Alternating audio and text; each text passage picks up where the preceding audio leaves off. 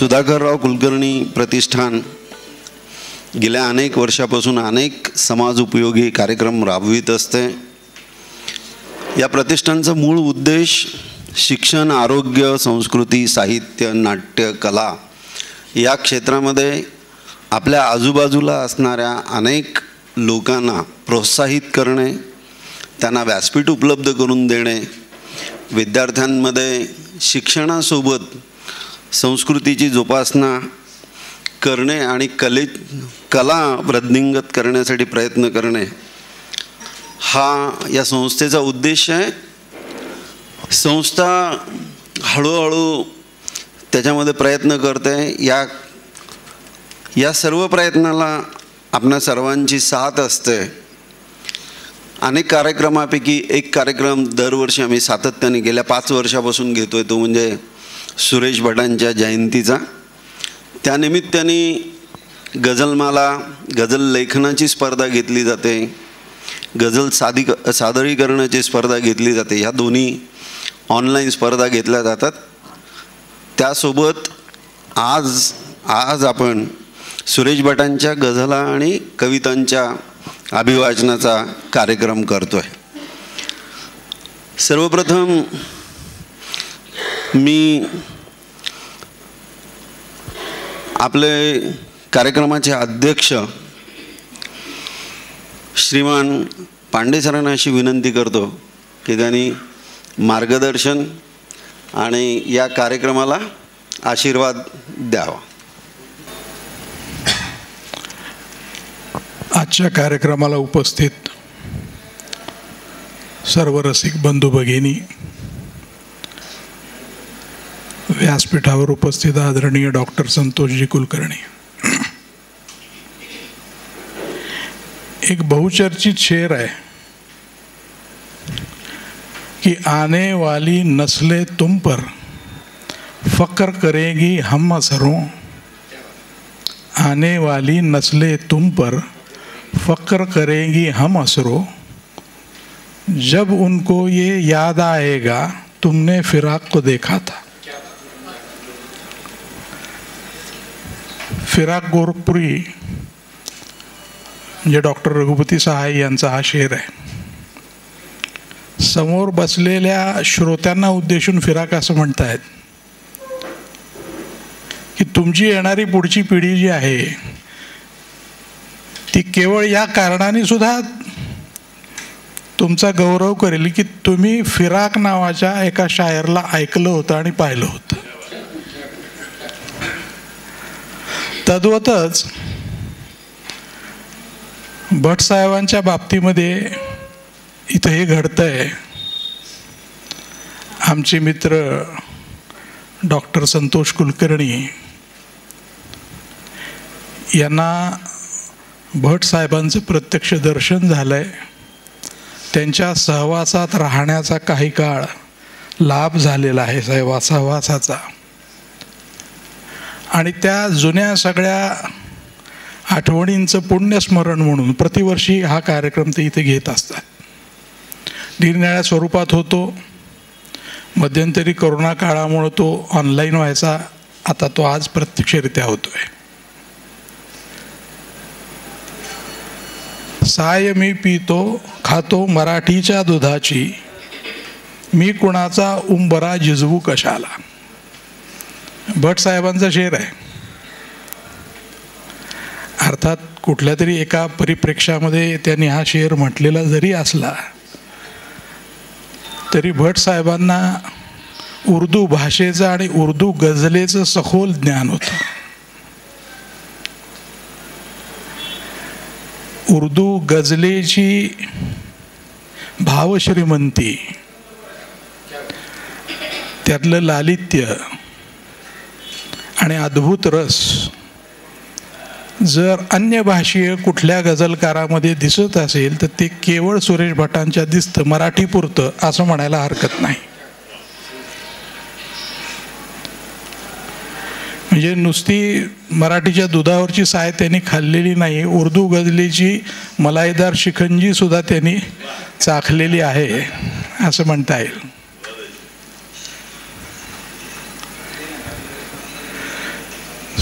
भटसाहेबांच्या गझलेचं वर्णन जर एका वाक्यात करायचं ठरलं तर असं म्हणता येईल की अद्भुताला सहजतेचा मार्ग दाखवत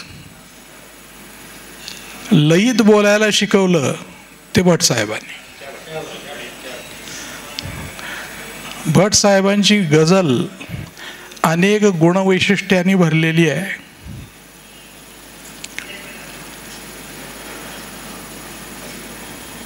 सुरांनी कधीच त्यांच्या गझलेचा गळा घोटला नाही. शब्दानुसार सहजतेनं जेवढं काही लय प्राप्त झाली आहे, जी गेयता निर्माण झालेली आहे तेवढी निश्चित त्यामध्ये आहे. आता जेव्हा सादरीकरण होईल तर जे सादर करणार आहेत त्यांना याचा अनुभव येणार आहे. किंबहुना भटसाहेबांच्या स्वतःच्या सादरीकरणातून आपल्याला हे लक्षात येतं. हृदयनाथ मंगेशकर तर असं म्हणायचे भटसाहेबांना की तुम्ही कृपया न म्हणता मला गझल द्या, कारण एकदा तुमची चाल ऐकली की मग मला माझी दुसरी चाल सुचत नाही. आणि गझलेचं गाणं जर व्हायचं असेल तर अनेक सुरावटींची गरज असते जी काही पुन्हा माझ्या डोक्यात येत नाही. त्याच्यामुळं मग भटसाहेबांची गझल कागदावर घेतली जायची आणि मग तिला चाल लावली जायची. परंतु एक शब्दबद्ध गेयता ज्याला म्हणता येईल ती आपसुकच त्यांच्या गझलेमध्ये अलगद आलेली आपल्याला सगळ्यांना दिसते. तसं पाहिलं तर गझलकार म्हणलं तर उर्दू गझलेच्या दालनात डोकावल्याशिवाय कुठलाही गझलकार राहिलेला नाही आहे. किती जरी त्यांनी सोवळेपणाचा हाव आणला तरी उर्दू ही गझलेची दुर्दैवानं म्हणा सुदैवानं म्हणा मातृभाषा आहे. त्याच्यामुळे त्याच्याकडे तुम्ही बघितल्याशिवाय भाग नाही. म्हणजे एक शेर आहे की मुहिब्बाने वतन होंगे हजारो बेवतन पहले, मुहिब्बाने वतन होंगे हजारो बेवतन पहले, फलेगा हिंद पीछे भरेगा अंदमन पहले. हा शेर आहे स्वातंत्र्यवीर सावरकरांचा.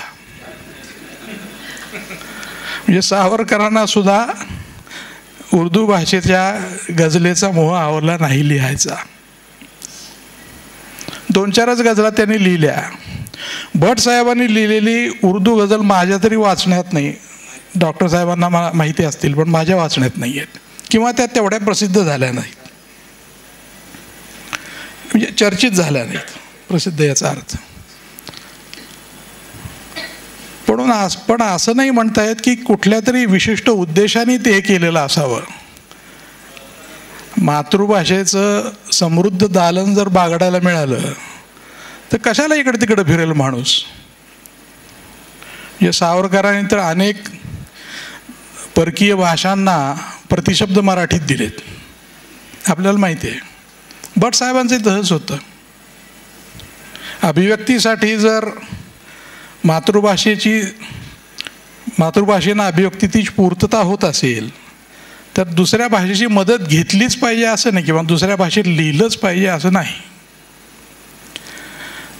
त्याच नायानं भटसाहेब असतील किंवा सावरकर असतील, मराठी भाषेमध्ये काव्यामध्ये जे योगदान आहे त्यांचं ते फारच अपूर्व आहे आणि अपूरणीय वाटणारं आज सुद्धा आहे. कारण त्यांच्यासारखं लिहिणं, भटसाहेबांसारखी गझल लिहिणं अजून सुद्धा शक्य होत नाही आहे. ज्या काही गझला ते लिहून गेलेले आहेत तुम्ही पहा, तुम्हाला असं कुठेही वाटणार नाही की ही गझल बळजबरीने कुठेतरी वृत्तामध्ये ठोकून बसवलेली आहे. ती सहज आल्यासारखी वाटते. आणि कितीही प्रागतिक विचार असले, कितीही नाविन्याचा सोस असला तरी गझलेला आवश्यक असलेली भावगर्भिता आणि लय ही भटसाहेबांच्या काव्यामध्ये आवर्जून आपल्याला पाहायला मिळते. कुठेही कोरडेपणा तुम्हाला त्यांच्या गझलेत जाणवणार नाही. जो दुर्दैवानं सांगा वाटतं की आता बऱ्याच अंशी नवीन रचनांमध्ये दिसतो. कारण तेच आहे, गझलेचा पसारा वाढला आहे. भट साहेबांसारखे 1-2-4 गझलकार पूर्वी गझल सादरीकरण करत असतील, गझला ऐकल्या जात असतील, काही गझलांना गाण्याच्या रूपाने आपल्याला ऐकायला मिळाले असतील, पण आता फार मोठमोठे कार्यक्रम त्याचे होतात, मागणी आहे. मग पुरवठा त्या न्यायाने तेवढा केला गेला पाहिजे, पण करायचा म्हणजे किती करणार. म्हणजे शेवटी गझलकार जो आहे त्याच्या त्या अभिव्यक्तीला मर्यादा आहेत. त्या मर्यादा घेऊनच त्याला त्या गझलेची रचना करावी लागते. गझल ही शेवटी कलाकुसर आहे. कवितेसारखी ती उन्मुक्तपणे एका झटक्यात बाहेर येत नाही. तिला रचावं लागतं, कोरावं लागतं, आणि मग शेवटी त्याची गझल होते. पण ही सगळं करत असताना गझलेच्या पहिल्या शेरापासून ते शेवटच्या शेरापर्यंत गझल ही चढती राहावी याचं भान गझलकारांना राहत नाही, आणि शिकवून नाही येणार. याच्याकरता भटसाहेबांच्या गझलांसारखं गझलांचं मनन चिंतन केलं पाहिजे, वाचन केलं पाहिजे, तर ती येईल. किंबहुना असे कार्यक्रम जेव्हा केले जातील, आज आपण का त्यांच्या कविता, त्यांच्या गझलांचं सादरीकरण का करतोय? का आपल्यापाशी दुसऱ्या गझला नाहीत असं नाही, पण सादरीकरणही ह्याच्यासाठी करतोय आपण त्यांच्या गझलांचं की तशी अजून निर्माण का होत नाहीये हा प्रश्न पडतोय. त्या जातकुळीची गझल का निर्माण होत नाहीये? तेवढा संपृक्त विचार आणि ती गझलियत का दिसत नाहीये गझलेमध्ये? याचा अभ्यास करण्यासाठी, यावर चिंतन करण्यासाठी असे सादरीकरणाचे कार्यक्रम केले जातात, किंबहुना केले जावेत. बाकी तर गझलांचे कार्यक्रम सुरूच आहेत. त्याच्यामुळे डॉक्टरांनी जेव्हा हा विचार मांडला की गझल सादरीकरण करायचं आहे, एक तर ते ऐकण्याचा, सादरीकरण करणाऱ्याला ते सादरीकरण करण्याचा जो काही अद्वितीय आनंद मिळणार आहे म्हणजे तो तर निर्विवाद आहे. आणि त्यातून जर कोणी नवीन एखादा गझलकार इथे उपस्थित असेल तर त्याला शिकायलाही मिळणार आहे. या सगळ्या दृष्टीने पुण्यस्मरण हेतू हा कार्यक्रम या ठिकाणी डॉक्टरांनी आज आयोजित केला आहे. त्याला मी शुभेच्छा देतो. आणि आपण सगळे एवढ्या संख्येने इथे उपस्थित आहात, हा कार्यक्रम शेवटपर्यंत ऐकावा अशी आपल्याला विनंती करतो आणि थांबतो. धन्यवाद. डॉक्टर संतोष कुलकर्णी. एकदा म्हणजे ज्ञानेश्वरांनी त्यांच्या ज्ञानेश्वरीत जे लिहिलेलं आहे त्याची मला नेहमी आठवण होते. ते म्हणजे ते म्हणतात की सासिन्नले प्रसन्नतेचे मळे, तुमचे या दिठीवे याच ये बोले, सासिन्नले प्रसन्नतेचे मळे. अशा पद्धतीचा आजचा हा तुमचा इथे जमाव पाहून मला असं वाटतं. जमाव यासाठी म्हणलं की खरोखर अशी फार कमी मंडळी आहेत की अशा प्रकारच्या कार्यक्रमाला आपण अगदी गेलंच पाहिजे अशी स्वतःला अट घालून अशा कार्यक्रमांना येतात. पांडेसाहेब, तुमच्या अध्यक्षतेखाली हा कार्यक्रम घेण्याचा तो एक वेगळा आनंद शिवाय आहेच. आपण बेवक्त या नावाने, या उपनामाने उर्दू गझल लिहित आहे आणि हे फार मोठं अप्रूप आहे. तुम्ही सांगितलं त्याप्रमाणे उर्दू गझलेच्या दालनात डोकावल्याशिवाय कोणताही गझलकार खऱ्या अर्थानं गझलेची पायवाट चालवू शकणार नाही. कारण मुळात गझल आलीच आहे, जसं आपण म्हणालो तसं की यापूर्वीसुद्धा वाचलेलं असेल की फारसी अरबीतून पुढं ती उर्दूत आली आणि उर्दूतून मग ती भारतीय भाषांमध्ये आली. महत्त्वाचं हे तर आहेच आहे की मुळात गझल ही जन्मलीच उर्दूमध्ये आणि उर्दू ही भारतीय भाषा मानली जाते. यावरती काही जणांचं कदाचित दुमत असू शकतं, पण ती दख्खनी भाषा आहे आणि उर्दूचा जन्मच या प्रांतात, या भागात झालेला आहे, ह्या हिंद प्रांतात झालेला आहे.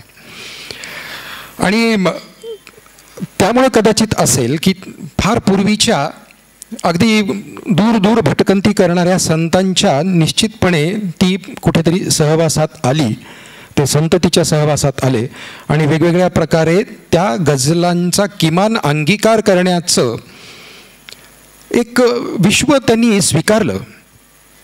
पूर्णपणे ती झाली असं नाही. आज हा कार्यक्रम आयोजित करण्याचे 2-3 उद्देश मी आधी तुम्हाला सांगतोय. पांडे साहेबांनी सांगितलं की मला सुरेश भटांचा सहवास लाभला, हे तर ही गोष्ट खरी आहे आणि हे माझं सुदैव आहे. मला त्याबद्दल खरं म्हणजे आयुष्याबद्दल तक्रारच उरली नाही. कारण माझ्यापेक्षा फार मान्यवर, खूप प्रतिभावंत, खूप अगदी लोकोत्तर झालेल्या साहित्यिकांना, गझलकारांना सुरेश भटांचा सहवास लाभलेला आहे. माझं जेवढं आयुष्य, माझी जेवढी जी काही तोपर्यंत वयोवस्था होती, त्या वयोवस्थेमध्ये मीना कुमारीने जो एक शेर लिहिला त्याप्रमाणे जिसका जितना आंचल था उतनी ही सौगात मिली, या न्यायानं मला तेवढाच सहवास सुरेश भटांचा लाभला. पण तो मला आयुष्यभर पुरणारा आहे, इतका प्रेरक आहे. आणि सुरेश भटांची माझी जेव्हा पहिली भेट झाली त्या अगोदरचा मी तुम्हाला किस्सा सांगतो. मला जेव्हा मी गझला लिहायला लागलो मोडक्या तोडक्या, तेव्हा त्या वाचून पहिली व्यक्ती आयुष्यात माझ्या जी मला अगदी आग्रह करत होती की तू गझल लिहित असशील तर तू सुरेश भटांना भेटल्याशिवाय तुझा हा प्रवासच अधिकृत होत नाही, तो प्रमाणित होत नाही, हे सांगणारी व्यक्ती म्हणजे माझी आई होती. गंमत अशी की सुरेश भटांना हे भाषेचं देणं, सुरेश भटांना या सगळ्या साहित्याचं देणं, त्यांच्या प्रतिभेचं बोट धरून त्यांना पुढे विकसित करणं, हे काम सुरेश भटांच्या आईनंच केलेलं आहे. आई खूप महत्त्वाची. त्यामुळं आता आम्ही ज्या गझला सादर करणार आहोत, मध्ये मध्ये माझे काही शेर पण मी सांगेन, तेव्हा तुमच्या लक्षात येईल की आई ही सुरेश भटांनी एक संकल्पनाच मांडलेली आहे की तिथून आपल्या निर्मितीची खऱ्या अर्थानं सुरुवात होते. म्हणजे निर्मिती होते असं नाही, निर्मितीची सुरुवात होते. आणि त्यामुळं सुरेश भट आणि आई, आणि मग ते मराठी भाषेला सुद्धा जेव्हा आई म्हणतात, गीत तुझे मी आई गाईन शब्दो शब्दी अमृत ओतून, तेव्हा त्यांना हेच म्हणायचं असतं. आणि सुरेश भटांच्या शब्दांसारखं, जसं आत्ता पांडे साहेबांनी सुद्धा सांगितलं की सुरेश भटांच्यासारखं अजून गझल लिहिणं हे आम्हाला जमलेलंच नाही, ही सगळ्यांना जाणीव आहे. उदाहरणार्थ त्यांचा एक शेर सांगतो आणि मी पुढे जातो की अगदी छोटी बहेर त्याला म्हणतात, कमीत कमी शब्दात. मुळात गझलचं वर्णनच तसं केलेलं आहे की गागर में सागर, घागरीत एखादा सागर इतका यावा, इतका त्याच्यामध्ये आशय असावा, अशा पद्धतीच्या कमीत कमी शब्दामध्ये खूप मोठा आशय वेचणारी ती असते. त्यामुळे छोटी बहेरमध्ये ते म्हणतात की मी तरंग मी तुषार, मी तरंग मी तुषार, तू समुद्र निर्विकार नेहमीच. मी तरंग मी तुषार नेहमीच, तू समुद्र निर्विकार नेहमीच. अशा पद्धतीचं छोट्या छोट्या बहरांमधून सुद्धा सुरेश भटांनी जे ते लिहिलं, जसा त्यांनी सांगितलं की साय मी खातो मराठीच्या दुधाची, असं त्यांनी म्हटलेलं आहे की मी कुणाचा उंबरा झिजवू कशाला. तर हे मातृभाषेवरचं प्रेम, मातृभाषेला आई मानणं आणि आईला आपली भाषा मानणं, हा एक सगळा योगायोग आमच्याही आयुष्यात आला. आणि सुरेश भटांच्याकडे जाताना मी गझल दाखवण्यासाठी त्यांना जातोय, तर मला पुष्कळ जणांनी जाऊ नकोस म्हणून सुद्धा सल्ला दिला होता. त्याचं कारण असं होतं की सुरेश भट हे तुमच्या गझलेमध्ये चूक सहन करत नव्हते. आणि मग अशा अनेक गझलकारांना ज्यांच्यामध्ये अगदी मी आज नावं घेत नाही आहे, पण अगदी दिग्गजांना सुद्धा त्यांनी त्या बाबतीत खूप सावधानतेचा इशारा दिलेला आहे. आणि मग असं होतं की सुरेश भट हे कुठेतरी गझलकारांचे पाय ओढतायत की काय, आणि म्हणून तू जाऊ नकोस असा मला सल्ला दिला होता. पण आज मी तुमच्यासमोर हा कार्यक्रम सादर करताना त्यामुळंच अगोदरच जाहीर करून टाकलं की ही माझी प्रेरणा आहे. ज्या क्षणी मी सुरेश भटांना भेटलो त्या क्षणानंतर प्रत्येक वेळी 15 एप्रिलला ते हयात असताना देखील सुरेश भटांच्या गझलांच्या वाचनाचा कार्यक्रम मी छोट्या छोट्या पातळीवर पण करत राहिलो. कारण दरवेळेला हा कार्यक्रम करताना मला परत परत ती प्रेरणा मिळायची. अजूनही ती आज तागायत प्रेरणा जिवंत आहे आणि ती मला बसू देत नाही. 14 मार्च हा त्यांचा खरं म्हणजे निर्माणाचा दिवस. 14 मार्च 2003 साली त्यांचं निर्माण झालं. 15 एप्रिलला त्यांचा जन्म झाला, 15 एप्रिल 1932 या दिवशी. आणि ते असं म्हणायचे की मला एक दिवस जन्म घ्यायला उशीर झाला, कारण ज्यांच्यावर त्यांची श्रद्धा होती त्या बाबासाहेब आंबेडकरांचा जन्म 14 एप्रिलला होता आणि म्हणून ती जयंती साजरी करतो. याबद्दल ते खूप छान गमतीनं बोलायचे. आणि म्हणून आम्ही पुण्यतिथी साजरी न करता त्यांचं स्मरण हे पुण्याच्याच जवळपास असलं तरी आम्ही जयंती साजरी करण्याचं ठरवलं. दुसरी गोष्ट अशी की छोट्या छोट्या पातळीवरती हा कार्यक्रम करत असताना, म्हणजे सुरेश भटांच्या विशेषतः निर्माणानंतर जेव्हा छोट्या छोट्या पातळीवरती मी कार्यक्रम करायला लागलो, तसा एक कार्यक्रम मी उदगीरला माझं वास्तव्य असताना केला. तो माझ्या मित्राच्या गच्चीवर केला. पण मित्र ते माझे पत्रकार होते. त्यांनी गच्चीवर झालेल्या या आपल्या कार्यक्रमाची बातमी केली. VS कुलकर्णी त्यांचं नाव लोकमत बऱ्याच जणांना माहीत असेल. आणि ती बातमी डोळे सरांनी वाचल्यानंतर त्यांनी मला अक्षरशः म्हणजे त्यांनी माझी कान उघडले, त्यांनी खडसावणी केली आणि सांगितलं की सुरेश भटांच्या सारख्या विभूतीचा कार्यक्रम तू करतोस आणि तो गच्चीवर काय करतोस? सार्वजनिक पातळीवरती तो कार्यक्रम तू केला पाहिजेस. ही त्यांनी मला त्यावेळेला दिलेली सूचना आहे, तो त्यांनी दिलेला मला आदेश आहे. आणि त्यानंतर पहिला कार्यक्रम जो सार्वजनिक झाला तो लातूरलाच झाला.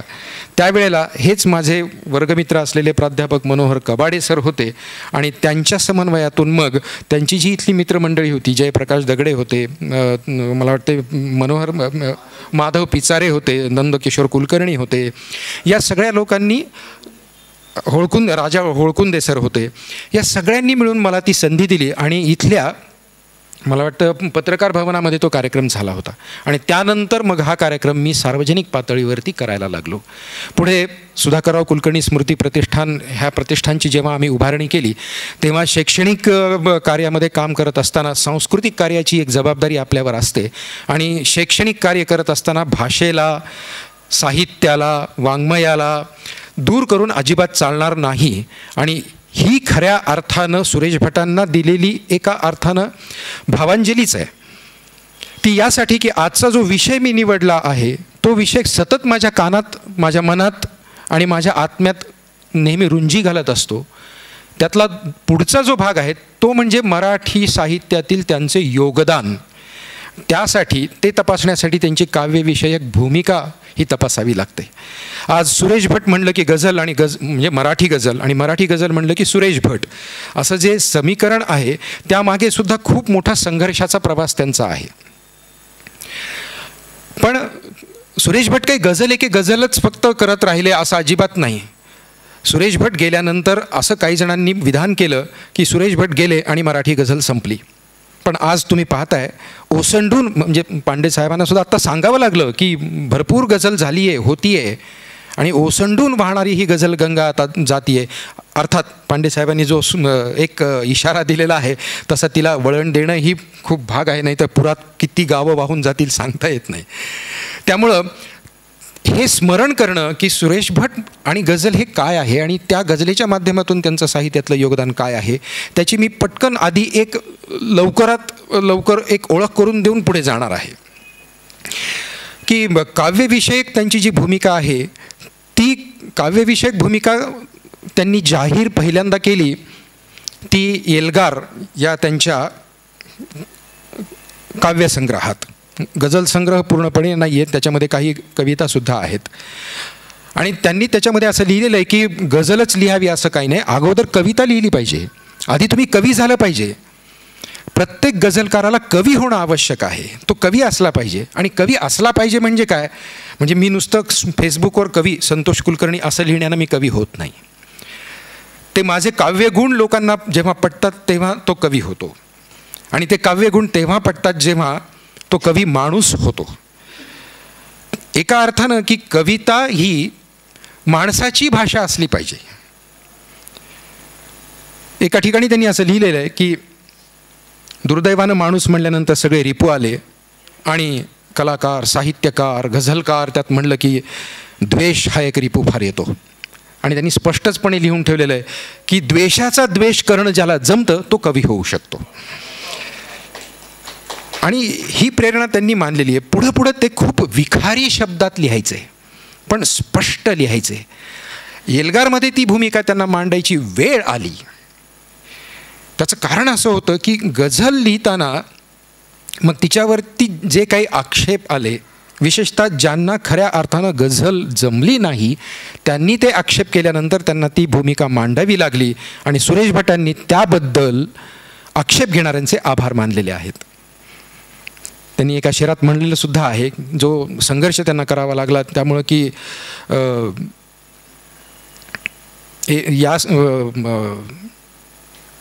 या जगाचे उपकार मानले मी, जाऊ दिले मला हे उपकार मानले मी, याच्यासाठी या जगाचे आभार मानले मी, जाऊ दिले मला हे उपकार मानले मी. त्याचं कारण असं होतं की हा संघर्ष त्यांनी जो केला आणि त्या संघर्षामध्ये ते जे सतत अत्यंत अस्वस्थपणे राहिले, ते त्यांचं आयुष्य हे त्यांची उलट वरचेवर काव्यविषयक भूमिका धारदार करत गेले. आणि म्हणून मग ते म्हणतात, थोडासा या सभेचा अधिक्षेप होणार नाही याची काळजी घेऊन सुद्धा मी तुम्हाला म्हणेन की त्यांचा तो शेर आहे की मोठोमोठी मंबाजींना करू द्या कीर्तने, विठू काय बेमानांना पावणारा आहे. हा तो उद्वेगच होता. त्याचं कारण असं होतं की गझल लिहायला लागल्यानंतर एक कप्पा करण्यात आला आणि त्याच्यात सुरेश भटांना बसवण्याचा प्रयत्न करण्यात आला. आणि गझल आणि कविता ही वेगळी आहे असं सांगण्यात आलं. पण गझलेचं सगळ्यात महत्त्वाचं जे वैशिष्ट्य ते आहे हे आहे की गझलेमध्ये जे असलेले शेर असतात त्यातला प्रत्येक शेर ही वेगळी कविता असते. आणि अशा अनेक कवितांची गुंफण केलेली गझल ही खऱ्या अर्थानं फार उच्च कोटीची कविता असते. आता तिच्यामध्ये बरेच गुण आहेत, बरेच त्याच्यामध्ये व्याकरण आहे. त्या व्याकरणात आज जाण्याचं कारण नाही आहे, कारण आपल्याला त्यांच्या काव्यविषयक भूमिकेवरती विचार करताना त्यांनी कोणता संघर्ष करून मराठी गझलेला पुढं आणलेला आहे याचा विचार करणं भाग आहे. यापूर्वी माधवराव पटवर्धनांनी सुद्धा गझल लिहिली. आमचे प्राध्यापक डॉक्टर अविनाश सांगोलेकर हे मराठी विभागातून पुणे विद्यापीठाच्या निवृत्त झाले. त्यांनी तर स्वतःच्या PhDचाच विषय गझल हा घेतला होता आणि त्यांनी तर पार अगदी मोरोपंत अमृतराय यांच्या कवितेवर सुद्धा गझलांचे संस्कार झाले होते हे त्यांनी लिहिले. पण तरीसुद्धा हा मोठा प्रवास करत असताना खऱ्या अर्थानं गझल जी पोचली मराठी रसिकांना ती सुरेश भटांचीच गझल पोचली. कारण जसा मगाशी पांडे साहेबांनी एक उल्लेख केला एका शब्दाचा, तो गझलियत, ज्याला तगज्जुल म्हणतात. आता ही गझलियत याची व्याख्या करणं भयंकर अवघड आहे. आणि म्हणून आजकाल काही लोकांनी तर गझलियत ही नसतेच असं काहीतरी सांगायला सुरुवात केलेली आहे. पण गझलियत म्हणजे शेवटी काय असतं तर ही वृत्ती असते. पूर्वी गझल म्हणल्यानंतर एका विशिष्ट लगावलीमध्ये एका विशिष्ट मात्रांच्या लयीमध्ये गायला जाणारा गान प्रकार म्हणून माहीत होता. म्हणजे जी लगावली लगा लगा गा लगा लगा गा लगा लगा गा किंवा गा लगा गा गा लगा गा गा लगा गा किंवा भुजंग प्रयातमध्ये लगा गा लगा गा लगा गा अशा पद्धतीच्या विशिष्ट लयीनं गझला सादर केल्या की मग गझल हे एक वृत्त आहे असा समज झालेला होता. पु ल देशपांडेंनी त्यावरती फार सुंदर खुलासा केलेला आहे. त्यांनी असं म्हणलेलं आहे की गझल हे वृत्त नसून ती वृत्ती आहे. आणि हे म्हणताना त्यांच्या डोळ्यापुढे सुरेश भटच होते, कारण सुरेश भटांची जी वृत्ती आहे ती म्हणजे खऱ्या अर्थानं जगण्याची वृत्ती आहे. त्यालाच गझलियत म्हणतात. ज्या वृत्तीनं एखादा माणूस अनुभव घेतो, ज्या वृत्तीनं एखादा माणूस अनुभव जगतो, ज्या वृत्तीनं एखादा माणूस परपीडा देखील वाचतो, स्वतःची देखील भावना कल्पना व्यक्त करतो, तेव्हा तीच तर खरी कविता असते. आणि मग सुरेश भट असंही म्हणायचे की सुरेश भटांच्या काही काही अशा मुक्तछंदातल्या देखील कविता आहेत. सुरेश भटांचे आवडते कवी म्हणजे केशवसूत. खरं म्हणजे तो काळ वृत्तबद्ध कवितांचाच अधिक होता, पण त्यानंतर त्यांनी मुक्तछंदात सुद्धा खूप सुंदर कविता लिहिलेल्या आहेत. पण सुरेश भट म्हणले की गझल हे समीकरण होण्याचं कारण हे आहे की परिपूर्ण अशा गझलियत सकट गझल सादर करण्याची आणि ती लिहिण्याची अर्थात जी शैली होती ती सुरेश भटांनी आत्मसात केली. आणि त्यांनाही काही ते लगेच जमलं असं नाही. सुरेश भटांसारखा माणूस हा मी भेटलो तेव्हा त्यांना ते म्हणालेत, त्यांनी मला लिहिलेल्या पत्रात म्हणलेलं की मलासुद्धा सगळ्या गोष्टी अजून कळायच्या आहेत. म्हणजे हा त्यांचा विनय ही एक फार मोठी वेगळी गोष्ट होती. पण त्यांचा विनय हा त्यांच्या त्या गझलेच्या पर्यंत असायचा, प्रवासापर्यंत असायचा. पण त्यांचा हा विनय गळून पडायचा जेव्हा आम्ही गझल म्हणून दुसरंच काहीतरी सादर करतो तेव्हा. आणि म्हणून मग त्यांचा हा जो एक कडक स्वभाव होता त्या स्वभावामुळं बऱ्याच वेळा सुरेश भटांना जास्त संघर्ष करावा लागला. पण आपण मुद्दा हा घेऊयात की ही गझलियत आणि ही वृत्ती म्हणजे काय. पु ल देशपांडेंनी जेव्हा वृत्ती म्हणलेलं आहे तेव्हा त्यांनी अजून एक फार सुंदर पुढे एक पुस्ती जोडलेली आहे. आणि ती पुस्ती मला तर वाटतं जास्त महत्त्वाची आहे की गझल हे वृत्त नसून ती वृत्ती असते आणि त्यामध्ये सुद्धा एक सूक्ष्म निवृत्ती असली पाहिजे असं पु ल देशपांडे म्हणतात. आणि हे म्हणतायत म्हणजे नुसते म्हणत नाही आहेत, तर त्यांच्या प्रस्तावनेत त्यांनी लिहिलेलं आहे. त्यांच्या एल्गार ह्या पुस्तकाला त्यांनी प्रस्तावना लिहिलेली, त्याच्यामध्ये त्यांनी लिहिलेलं आहे प्रस्ताव. त्यावेळेला त्या संग्रहाला लता मंगेशकरांनी सुद्धा प्रस्तावना लिहिलेली आहे. आता हे सांगण्याचं कारण असं की पांडे साहेबांनी सुद्धा फार सुंदर उल्लेख केला की त्या गाण्यांच्या स्वरूपात आपल्याला सुरेश भट अनेकदा मिळाले, भेटले, लोकांपर्यंत पोचले. आज आमचा जो हा प्रयत्न आहे तो तुम्हाला एक शब्द आम्ही इथे वापरला आहे, अभिवाचन. सुरेश भटांच्या कविता आणि गझलांचं अभिवाचन हे पोचवणं फार आवश्यक आहे. आणि त्यातनं सुद्धा त्यांची ती काव्यविषयक भूमिका आम्हाला कितपत सादर करता येते त्याचा हा प्रयत्न आहे. जी गझलियत आहे त्या गझलियतचा म्हणजे उदाहरणार्थ की माणसांच्या मध्यरात्री हिंडणारा सूर्य मी, ही प्रतिमा, हे शब्द, ही कल्पना सुरेश भटांमुळंच गझलेमध्ये आली, कवितेत आली, मराठी भाषेच्या राज्यात आली. हे काय प्रकरण आहे. माणसांच्या मध्यरात्री हिंडणारा सूर्य मी. पुढे ते म्हणतात माझी यासाठीच माझा पेटण्याचा न सोहळा, माझ्या यासाठी न माझा पेटण्याचा सोहळा. म्हणजे सूर्य काय असतो, तो सूर्य स्वतः पेटतो, स्वतःला आग लावून घेतो आणि तुम्हाला प्रकाश देतो. असा मी माणसांच्या मध्यरात्री हिंडणारा सूर्य आहे. अशा पद्धतीची त्यांची भूमिका होती. आणि ते म्हणायचे की तुम्ही कविता लिहा, माणसानं जे काही व्यक्त करायचं आहे ते कवितेत व्यक्त करावं, गझल ही पुढची गोष्ट आहे. आणि म्हणून सुरेश भट नेहमी गझलेचा आग्रह करतात. हा गैरसमज आपल्या रसिकांच्या मनात राहू नये यासाठी ही काव्यविषयक भूमिका मांडतोय. दुसरं म्हणजे त्यांनी झंझावात नावाच्या त्यांच्या काव्यसंग्रहामध्ये त्याच्या प्रस्तावनेत त्यांची काव्यविषयक भूमिका लिहिली आणि त्यांनी स्पष्ट सांगितलं की ही प्रस्तावना म्हणजेच माझी काव्यविषयक भूमिका आहे. ते म्हणतात की माणसांच्या वेदनांना स्पर्श करणारी कविता लिहील तो कवी. त्यापूर्वी म्हणजे मग आपल्याला तो त्या प्रवासात कधी कधी जावं लागतं. मग निसर्ग कवी आहेत किंवा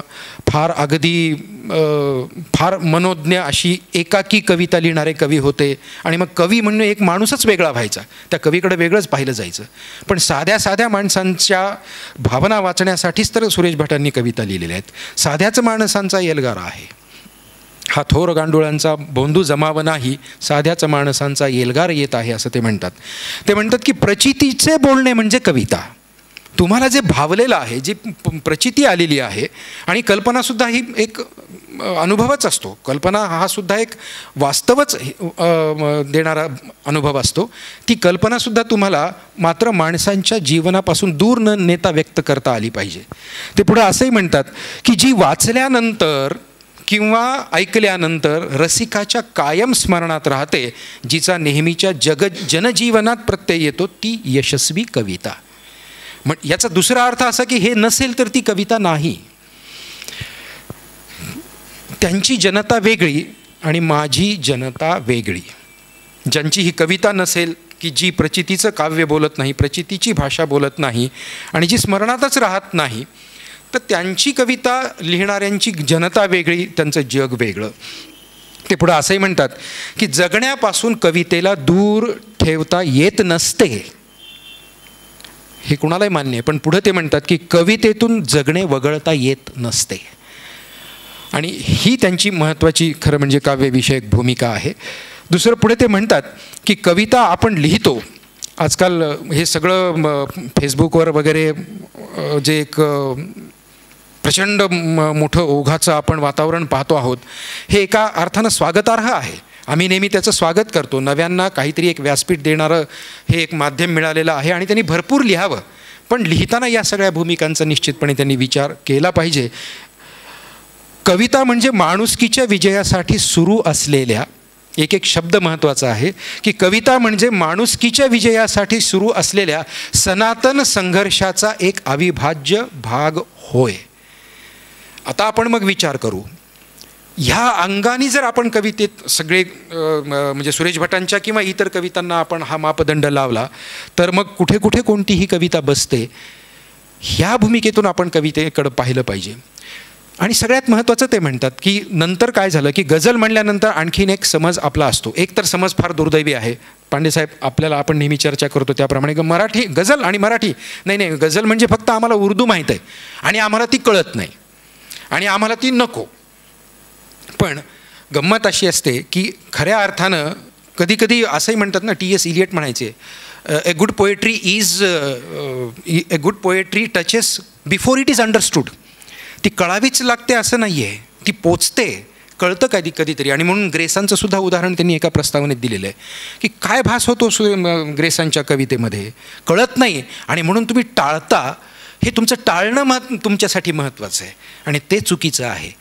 पण मराठी गझल लिहित असताना मग तिच्यातला कोणता भाव आला पाहिजे, मग त्याच्यावरती सुद्धा आक्षेप झाला की मग उर्दूचं सगळं अनुकरण होतं का मराठी भाषेमध्ये, तर हे सुद्धा होत नाही.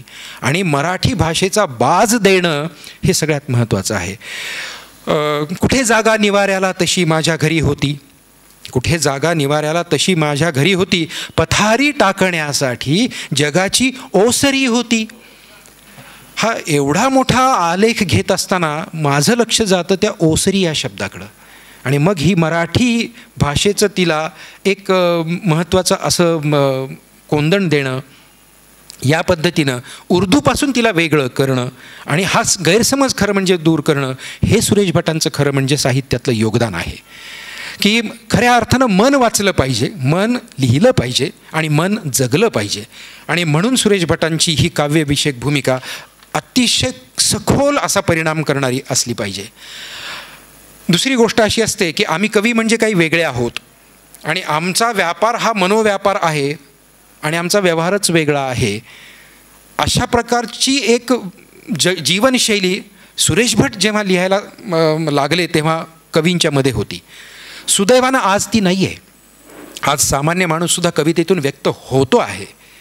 पण तेव्हा त्यांना एक इशारा द्यावा लागला. आपल्यापैकी सुद्धा सामान्य माणसांपैकी जर समजा कोणी मी गझल लिहितो म्हणजे मी कवींमध्ये सुद्धा काहीतरी वेगळा आहे असं जर वाटत असेल, तर मग आम्ही कवी जणू महाराष्ट्राचे सांस्कृतिक सावकार आहोत आणि जणू मराठी माणसांवर उपकार करण्यासाठीच आम्ही लिहित आहोत, अशा भ्रमात आम्ही राहू नये. तर ही त्यांना भूमिका थोडीशी अलौकिक अर्थानं मांडावी लागली, ज्या संघर्षाचा मी उल्लेख केला त्यामुळं. आणि म्हणून मग साध्यासुध्या माणसांच्या सुद्धा वेदना वेचणारी जी कविता आहे ती मी लिहितो. आणि म्हणून मग तरुणांच्याही कविता मी लिहितो, तरुणांचं भाष्य मी माझ्या कवितेतून व्यक्त करतो. आणि सुरेश भटांच्या तर अनेक शेरांच्या मधून हे पुढच्या पिढीचं जे वातावरण आहे ते त्यांनी तेव्हासुद्धा वेचलेलं आहे. पुढच्या पिढीला त्यांनी दिलेला हा जो एक मंत्र आहे तो सगळ्यात महत्त्वाचा आहे. आणि म्हणून त्यांचे असे अनेक शेर आहेत ज्याच्यामध्ये त्यांनी पुढच्या पिढीचा उल्लेख केलेला आहे, तोही मी तुम्हाला पुढे सांगणार आहे. आणि सरते शेवटी ते सांगतायत की माझी ही प्रस्तावना नेहमीची प्रस्तावना नसून माझी ही काव्यविषयक भूमिका आहे. आणि या भूमिकेतून त्यांनी कविता लिहिली. त्यांचं जगण्याचं जे एक वेगळं असं त्यांना मिळालेलं संचित होतं. मी आईचा उल्लेख केला, त्याच्याबद्दलचा एक मी थोडासा छोटा किस्सा सांगतो आणि मग पुढे जातो. एक 5 मिनिटं पुढचे आपल्याला फक्त घ्यायचेत आणि त्यानंतर आपण अभिवाचनाच्या कार्यक्रमाकडे जाणार आहोत. सुरेश भट हे ज्या पद्धतीनं जगत होते ती अतिशय कलंदर अशी शैली होती. आणि कलंदर हे खूप छान गोंडस नाव आहे. अतिशय बेछूट असं जगणं म्हणजे सुरेश भटांचं जगणं होतं. त्या ठराविक त्यांच्या आवडत्या शब्दात प्रमाणे सोळभोग अशी भूमिका घेत न जगता सडेतोड भूमिका घेऊन जगणं हे सुरेश भटांचं जीवन होतं. त्यांचे राजकीय, सामाजिक अशा सगळ्या क्षेत्रामध्ये खूप अशा प्रतिक्रियांचं एक वारं असायचं. आणि म्हणून तर ते लोकांपासून दूर झाले नाहीत. प्रत्येक गोष्ट समाजामध्ये जी घडते ती त्यांच्या मनामध्ये प्रतिध्वनी निर्माण करायची.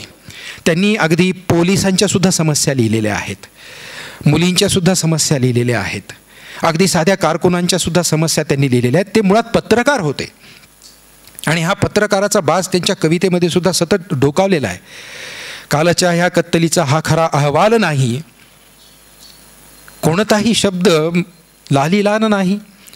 म्हणजे हे खोटं जे अहवाल लिहिलं जातं ते तसं नसायचं. म्हणून सुरेश भट अगदी खरे बोलणे हेच महत्त्वाचे होते. म्हणून ते म्हणायचे की मी सहन होत नाही लोकांना, वागणे माझे जगाशी ठीक नाही, हे मला मंजूर मी सोशीक नाही, मी या गोष्टी सहनच करत नाही. आणि या पद्धतीनं ते जगत राहिले. सुरेश भटांचा एक पुस्तक जेव्हा पहिल्यांदा निघालं तेव्हा ते पुस्तक एक, मी त्यांचंसुद्धा आज इथे नाव घेत नाही आहे मुद्दाम, कारण तो किस्सा जास्त महत्त्वाचा आहे.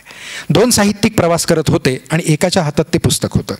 आणि प्रदीप निफाडकर यांनी त्याचा उल्लेख केलेला या किस्साचा त्यांच्या पुस्तकामध्ये, की त्यांनी ते पुस्तक त्यांच्या हातात दिलं. कोण? सुरेश. तेव्हा ते तरुण होते त्यामुळं त्यांना ते एकेरी बोललं जायचं. आणि कोण? सुरेश. तो श्रीधर भट आणि यांचा मुलगा, उसाच्या पोटी कापूस, तो काय कविता लिहिणार? ते म्हणाले की तुम्ही वाचा तर.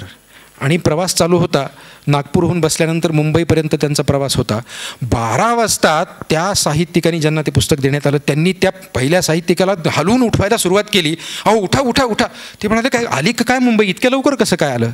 अहो नाही म्हणाले, हे कविता वाचा म्हणाले, हे सुरेश भटांची. आणि मग त्यांनी त्यांच्या कविता वाचायला सुरुवात केली. तर हे असे ते सुरेश भट होते की म्हणजे त्यांचं जगणं एका बाजूनं होतं म्हणून ते गैरसमज पसरवत गेलं, पण त्यांचं व्यक्त होणं हे दुसऱ्या बाजूला असं होतं. धारदार शब्दांची तलवार म्हणजे सुरेश भटांची कविता होती. आणि म्हणून मग ते त्या पद्धतीनं दरवेळेला व्यक्त व्हायचे. सुरेश भटांच्या डॉक्टर साहेब, हां, उर्दूमध्ये आवारगी नावाचा एक शब्द आहे. आवारगी ज्याचा मराठीत अर्थ अत्यंत वाईट आहे, पण उर्दूमध्ये त्याचा अर्थ असा आहे की पठडी सोडून जगणं. जे प्रत्यक्ष समाजात जाऊन सामान्य माणसाच्या सोबत त्याच्या वेदना, संवेदना यांच्याशी एकरूप होऊन जगणं, ती आवारगी. तुम्ही जे सांगताय ती सुरेश भटांची आवारगी आहे आणि त्याच्यातून जन्मलेली ती कविता आहे. क्या बात है. सुरेश भटांच्या वरती जसा मी तुम्हाला सांगितलं की मला आलेला अनुभव असा होता की जाऊ नकोस म्हणणारे. आणि मग ते बरेच जण म्हणायचे की सुरेश भट रोखतात.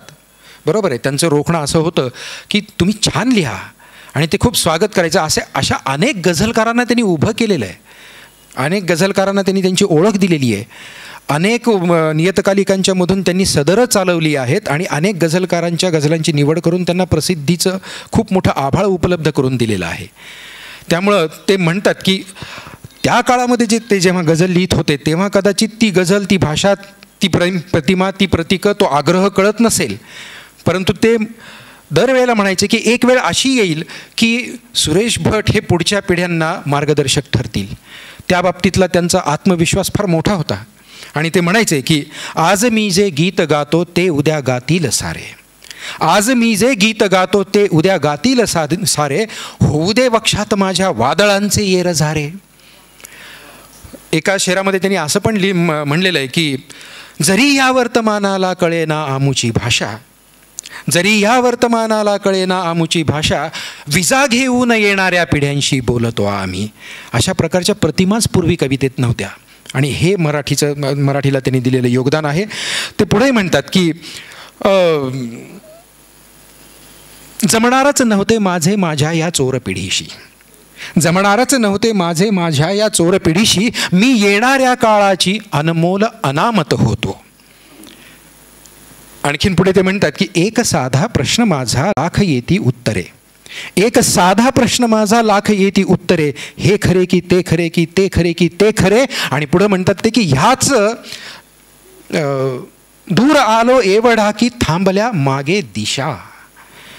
दूर आलो एवढा की थांबल्या मागे दिशा, माझी या संगे उद्याची चालती संवत्सरे. अशी पुढच्या येणाऱ्या काळाच्या कवितेचे उद्गाते सुरेश भट होते. आणि म्हणून सुरेश भटांची ही एक फार मोठी देणगी आहे.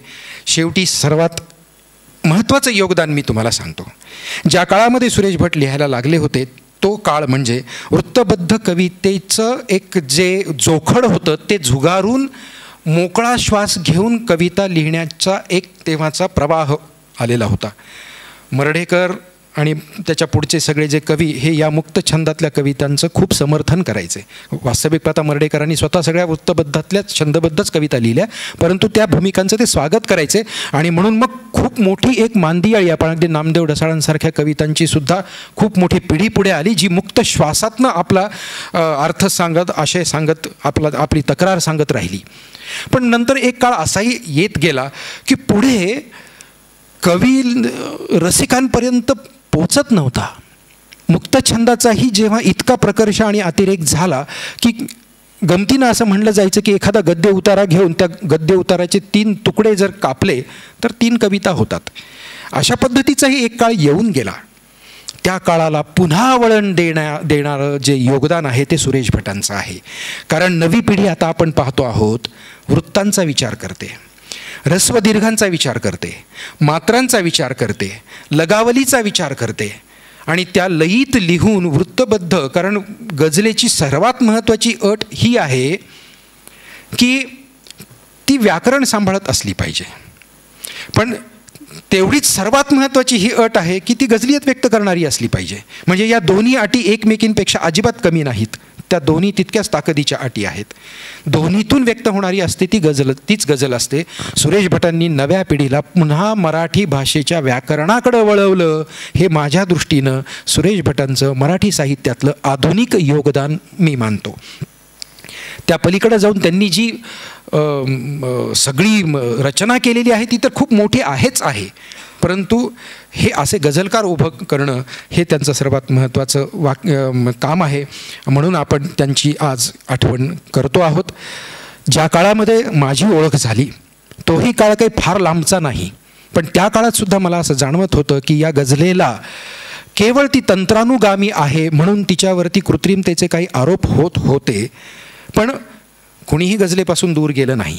सगळ्या मान्यवरांनी गझलेचा एक ना एकदा तरी प्रयत्न करून पाहिलेलाच आहे. आणि मग जेव्हा त्या पद्धतीनं ती जी घुसणारी, जी भेडणारी आणि विशेष म्हणजे आयुष्य शिकवणारी कविता गझल असते ती जमली नाही, तेव्हा तिच्यावरती आक्षेप यायला लागले. त्या काळात आम्हीसुद्धा पांडेसाहेब गझल लिहायला सुरुवात केली. बरेचसे प्रवासी आमच्यासोबत आहेत. गझल मंथन साहित्य संस्था यांच्या संयुक्त विद्यमाने आज आम्ही हा कार्यक्रम करतो आहोत. ही गझल मंथन साहित्य संस्था चंद्रपूरसारख्या आदिवासी भागामध्ये काम करते आहे आणि ती गेल्या अनेक वर्षांपासून या गझलेच्या व्याकरणाची दीक्षा देत देत नव्या गझलकारांना व्यासपीठ देते आहे. आणि म्हणून त्यांची आमची ही एक जुळलेली नाळ आहे. आणि तिथे तुम्हाला लक्षात येईल की किती गझलकार आज उभे राहिलेले आहेत आणि ते सर्वजण सुरेश भटांच्या या बाराखडीचा अभ्यास करून गझल लिहित आहेत. सुरेश भटांनी त्यांच्या एका काव्यसंग्रहामध्ये प्रस्तावनेला जोडलेली पुस्ती, तिला नावच दिलं होतं की गझलेची बाराखडी. ही गझलेची बाराखडी केवळ कवींना, गझलकारांनाच माहीत असावं असं नाही, तर रसिकांनासुद्धा ती गझल माहीत असली पाहिजे. आपल्याला मराठी कविता ही पूर्ण ऐकल्यानंतर दाद द्यायची सवय असते, पण मराठी गझल ही प्रत्येक शेराला जी वेगळी अनुभूती देते, सखोल अनुभूती देते, तिथंसुद्धा आपण प्रतिसाद देतो. ही ओळख गझलेची देण्यासाठी आपण हा सगळा उपक्रम करतो आहोत.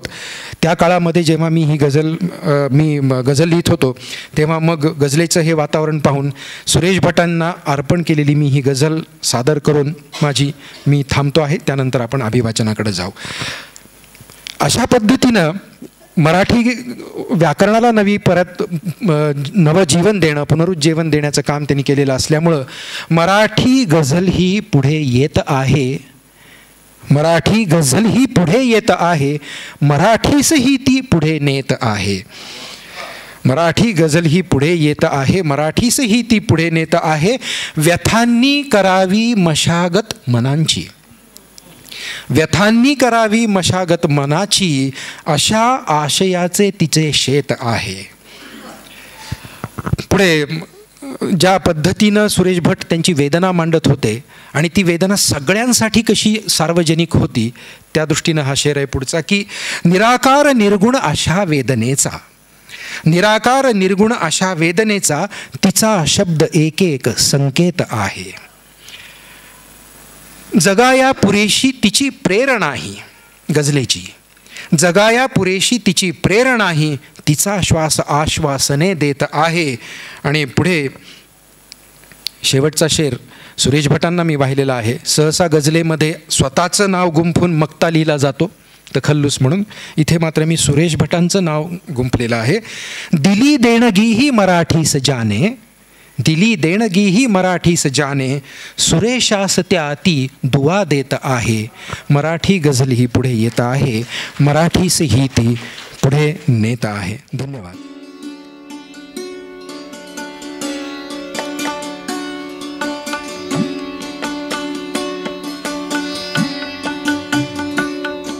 एक छोटासा कार्यक्रम अभिवाचनाला सुरुवात करण्यापूर्वी माणसाचा सत्कार करण्याचा आमचा नेहमीचा दरवर्षीचा परिपाठ आहे.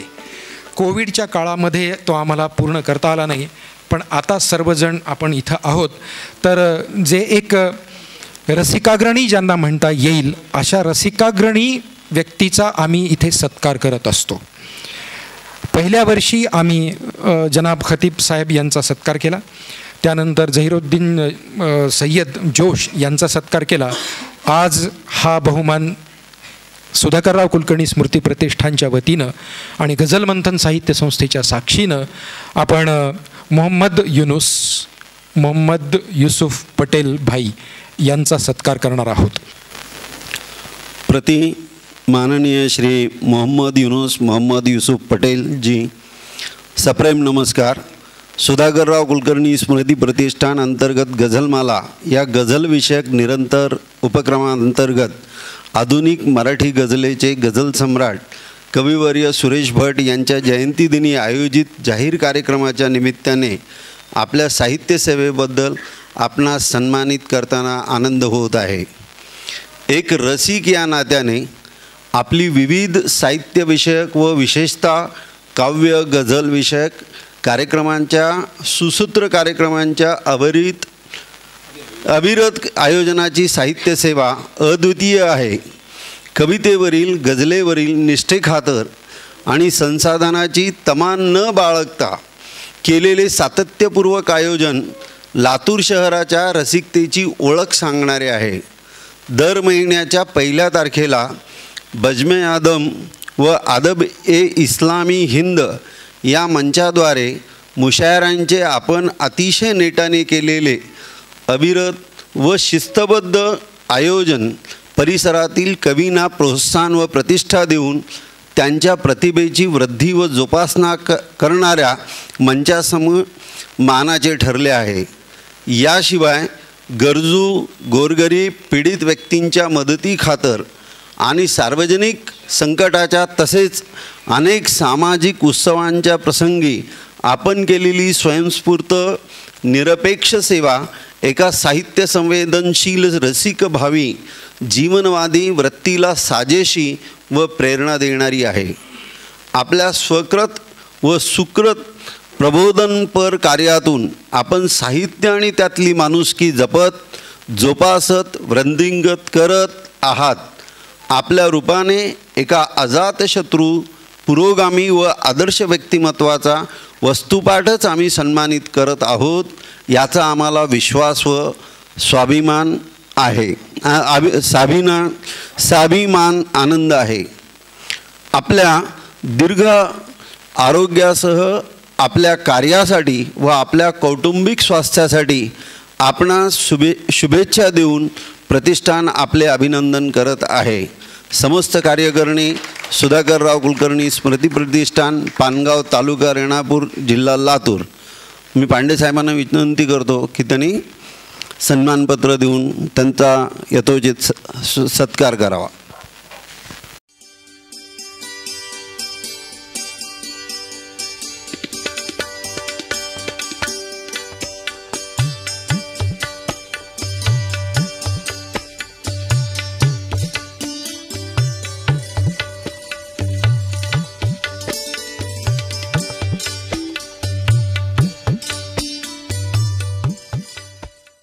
सबसे पहले सबको आदाब. आज जिस महापुरुष की साहित्य और अदब के जिस एक महामेरू जिसे हम कहते हैं, आदरणीय हमारे सुरेश भट्ट जी साहब, एक नातिया कलाम उन्होंने कहा है, उसके 2 लाइन पढ़ के उनको खिराज पेश करता हूँ मैं. उजाड़ वैरान वाड़ वंटी खडाड नारा झर्रा मोहम्मद, जगातल्या दीन दुःखितांचा अखेरचा आसरा मोहम्मद. ये मेरी खिराज है उनके लिए. और सुधाकर राव कुलकर्णी प्रतिष्ठान के तरफ से ये मेरा सम्मान किया गया है. हालांकि मैं अदब और सभ्यता का और इन महापुरुषों का, इन बरगीदा शख्सियतों का मैं खादिम हूँ. मैं अदब का खादिम हूँ, मैं सभ्यता का खादिम हूँ, मैं सेवक हूँ. लेकिन आपने मेरी पजीराई की, मेरी हौसला अफजाई की, आपका बहुत बहुत शुक्रिया. अदब बज़्म अदब के तहत, अदब इस्लामी के तहत हमें आदरणीय आज अजय पांडे साहब बेवक्त साहब की सरपरस्ती मिली, मार्गदर्शन मिला. और हमारे संतोष कुलकर्णी साहब और हमारे बैठे हुए हैं सामने कविराज जी, योगीराज जी माने साहब, माड़ी साहब, और आप सभी सब अदब के जो साथी हैं, जो अदब को सींचते हैं, जिसकी अभियारी करते हैं, जिसको लहलहाने के लिए कोशिशें करते हैं हम. तो यही कोशिशें थी जिसके लिए मैं कुछ अदना सा कोशिश में किया करता था. लेकिन मेरे को इतना बड़ा सम्मान आपने दिए तो मुझे बहुत ही अल्फाज भी नहीं है. लेकिन मुझे न जाने क्यों एक गालिब साहब का एक वाक़या याद आया. हालांकि ये सम्मान तो शायरों का है, बड़े बड़े जो बुद्धिजीवियों का, साहित्यों का है. तो गालिब साहब थोड़ा सा मखसूस मिजाज के थे. तो वो शराब भी नोश फरमाते थे. तो एक दिन हुआ है कि उनको ज़रूरत महसूस हुई, तो खादिमों ने कहा, उनके शागिर्दों ने कहा कि उस्ताद आज कहीं मैसर नहीं आ रही, कहीं मिल नहीं रही है. अरे भाई कुछ तो कोशिश करो. फिर कोशिश की. फिर उन्होंने कहा अरे भाई नहीं है. फिर क्या करें. फिर एक शागिर्द ने कहा कि ऐसा कीजिए उस्ताद, 2 रकात नमाज पढ़ के अल्लाह से मदद मांगी. अब गालिब साहब बोले कि अच्छा आप क्यों, तो तलब है और वो भी सर चढ़ कर बोल रही है, तो फिर ठीक है चलो मस्जिद का रास्ता लेते हैं. फिर मस्जिद में चले गए गालिब साहब. फिर नमाज से पहले वज़ू करना पड़ता है, हाथ मुँह धोना पड़ता है. वज़ू कर लिए. फिर लोगों ने देखा मिर्ज़ा नौशा आ रहे हैं, मिर्ज़ा नौशा बोलते थे, मिर्ज़ा नौशा आ गए, नमाज पहली बार आए. तो सब लोग हैरत में हो गए, मिर्ज़ा साहब आए, मिर्ज़ा साहब आए. वज़ू करते हैं, वज़ू मुकम्मल होने में था कि नीचे शागिर्द की आवाज़ है, उस्ताद मिल गया.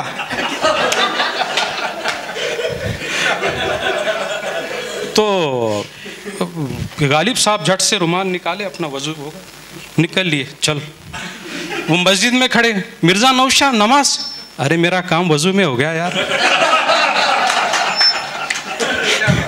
तो मेरे डॉक्टर संतोष कुलकर्णी साहब, मैं शायर नहीं हूँ, लेकिन मैं एक चंद छोटी छोटी मोटी जो खिदमत किया, हो सकता है उसमें बहुत खामियां भी होंगी, लेकिन आपका दिल बड़ा है कि आपने मुझे इस तरीके से मेरे को संभाला. मेरे कोशिशों को, मेरे इस सेवा को आपने एक तरीके से कबूलियत बख्शी. और एक बात मैं बताना चाहता कि जब उन्होंने मुझे कहा कि, मैंने कहा रमज़ान चल रहा है, शेड्यूल बहुत टाइट रहता है, इसमें इफ्तार के बाद नमाज का होता है, मैं शायद नहीं आ सकूँगा. फिर उन्होंने कहा कि कोशिश कीजिए. फिर मैंने कहा चाह कर भी बहुत मुश्किल हो जाएगी, महफिल से उठ कर जाना पड़ेगा वगैरह. ऐसा कीजिए आप, कोशिश तो कीजिए. मुझे एक पैगंबर मोहम्मद सल्लल्लाहु अलैहि वसल्लम की एक हदीस याद आई जो मैं ख़ास तौर पे कहना चाहता हूँ. रमज़ान के महीने रोज़े रहते हैं, इबादत है बड़ी, साल में एक बार. पैगंबर ने साथियों से कहा कि क्या तुम्हें मैं एक ऐसा अमल बताऊं, ऐसा कर्म बताऊं जो सब इबादतों से ऊंचा है. जो सहाबा बोलते उनके साथियों को, उन्होंने चुप गए. क्या नमाज से बड़ी? हाँ नमाज से बड़ी. क्या रोज़े से बड़ी? हाँ रोज़े से बड़ी. हज ज़कात उससे भी बड़ी. वो सब चौंके, इससे भी बड़ी कोई इबादत है? तो कहा उन्होंने कि पैगंबर नबी सल्लल्लाहु अलैहि वसल्लम बताइए वो कौन सा कर्म है जो सर्वश्रेष्ठ है इन सब से? 2 दिलों को जोड़ो, 2 दिलों को जोड़ो। बहुत प्रमाणिक हदीस बता रहा हूँ। तो जिस तरह से डॉक्टर संतोष कुलकर्णी साहब ने दिल से मुझे पुकारा, मैं सहृदय उपस्थित झालो तो मैं दिल से हाजिर हुआ हूँ। और हमारा मुल्क बहुत प्यारा है और तकरीबन अब 150 करोड़ के करीब हम होने जा रहे हैं। सभ्यता और हमारी जो संस्कृति है, प्यार, मोहब्बत, अहिंसा, सहिष्णुता का गहवारा है। और हर महीने के 1 तारीख को हमारे आदरणीय अजय पांडे साहब बेवक्त और हमारे दिगर योगीराज जी माने साहब हैं, माड़ी साहब हैं, और मैं बहुत सारों के नाम ले सकता हूं, लेकिन मुख्तसर में कह रहा हूं कि ये हम सब लोग हैं। हर महीने की 1 तारीख को सिर्फ महफिल नहीं करते, हम हिंदुस्तान सजाते हैं, हिंदुस्तान सजाते हैं। कभी आइए, जो अगर इस महफिल में हमारे अगर नया है तो आइए, वहाँ पर अभंग भी पढ़ा जाता है, नात भी पढ़ी जाती है, मराठी, हिंदी, उर्दू सभी चीज़ें पढ़ी जाती हैं। बहुत अच्छा एक समा बनता है हमारा। 2016 से हमारे मोहतरम पांडे साहब के इस प्रेरणा से ये काम चल रहा है। जोश लातूरी साहब भी हैं, खतीब साहब हैं, और भी शेर रहबर साहब हैं। आप सब लोग भी उसका हिस्सा हैं। और आखिर में पैगंबर का एक वचन बोल के बात ख़त्म करता हूँ। पैगंबर साहब ने कहा कि मुझे हिंद से ठंडी हवा के झोंके आ रहे हैं। तो मैंने ये बात लोकमत के एडिटर से भी कहा था। उन्होंने कहा कि क्या वाकई में ये बात सही है क्या, चुप ऐसे ही कुछ रहते सुविचार? मैं बोला ऑथेंटिक है ये बात, ऑथेंटिक है। बोले कैसे? मैं बोला एक काम करते हैं, मक्का मदीना से पूरब की तरफ एक लाइन मारते हैं, खींचते हैं, तो फिर क्या होगा? महाराष्ट्र में आएगी वो लाइन, सीधा महाराष्ट्र में आएगी लाइन, और कहीं नहीं आएगी। क्या बात करते हो? फिर ये बात बोलते क्यों नहीं? जैसा उधर नहीं बोलते वैसा इधर भी नहीं बोलते। जो बातों की ज़रूरत है वो बातें ज़रा कम बोली जाती हैं। बहरहाल बहुत खुशी का मौका है, हमारा मोहब्बत ऐसा ही बढ़ता रहे। बस आखिर में मजरू का एक जिगर का एक शेर बोलता हूँ।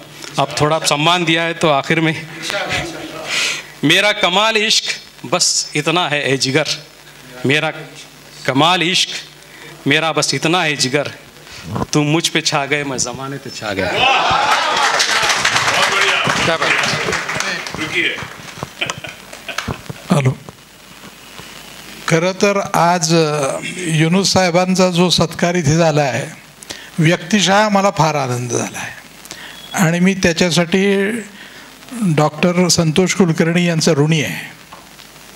पहिल्यांदा जेव्हा आमची बजमे अदब नावाची संस्था आम्ही स्थापन केली, त्यांनी म्हणल्याप्रमाणे एक 5-6 वर्षापूर्वी, 5 साल हो गए, 2016ला आम्ही ती स्थापन केली. मी नवीन उर्दू लिहित होतो आणि हे नवीन श्रोते होते, त्यामुळे आमचं जमलं. म्हणजे जेवढं मला लिहिताना कळायचं तेवढं यांना ऐकताना कळायचं. आता गझलेमधली आमची प्रगती जी आहे ती दोघांची मिळूनच झाली आहे.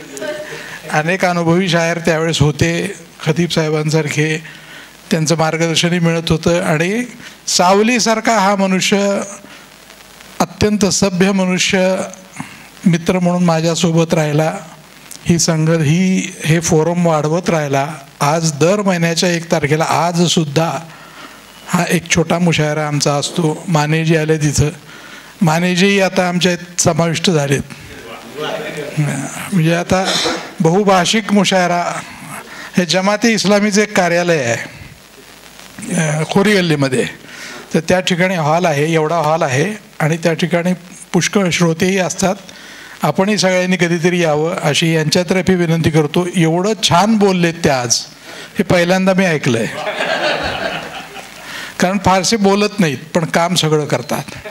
आयोजक, प्रचारक सगळे आमच्या बजमे अदबचे तेच आहेत. आणि ते असं म्हणले की मी शायर नाही, पण ही गोष्ट चुकीची आहे. त्यांना फक्त शायरी लिहिता येत नाही, शायर ते मध्ये आहेतच. त्याच्यामुळे हे जे काही पुरस्कार वगैरे त्यांच्यासाठी वास्तविकता लहान आहेत, याच्यापेक्षा जास्त मोठी त्यांचा मोठा सत्कार आम्ही केला पाहिजे. पाहू पुढे कधी प्रसंग आला तर तोही होईल, तो स्वीकारावा. हां, म्हणजे हां, तर प्रतिष्ठानने ही सुरुवात केली त्याबद्दल त्यांचा मी व्यक्तिशः ऋणी आहे. धन्यवाद. आपण एक गोष्ट जी ती स्वतः सांगणार नाही आहेत म्हणून मी सांगतो की मॉर्निंग वॉकला ते जात असताना युनुसभाईंना असं दिसलं की तुळजापूरच्या देवीला लोक अनवाणी जातात, ते पायवारी वगैरे करतात. हे त्यांच्या लक्षात आल्यानंतर त्यांनी त्यांच्यासाठी पाणपोया उभ्या केल्या, पाणी द्यायला सुरुवात केली, अन्नछत्र सुरुवात केलं. ही फार त्यांची अत्यंत महत्त्वाची ओळख आहे. शिवाय कोविडच्या काळामध्ये सुद्धा 750 आणि पाणी टंचाईच्या वेळेला 750पेक्षा जास्त टँकर्स यांनी स्वतःच्या पैशातनं दिलेले आहेत. इतका साधा माणूस असून म्हणजे ही तशी हे जे म्हणलं ना की हा एल्गार फार महत्त्वाचा आहे आणि तो दरवेळेला एल्गारचा अर्थ निकराचा हल्ला असा जरी अर्थ असला तरी हा हल्ला माणुसकीचा सुद्धा असू शकतो ना, की तो कधी कधी आपल्याला असा अंगावर येतो ना की ती करुणासुद्धा आपल्याला कवेत घ्यावीशी वाटते. तर या करुणेचे हे असे पुजारी आहेत. आज त्यांचं बोलणं ऐकून पांडेसाहेब मला असं वाटलं की आम्ही योग्य निवड केली.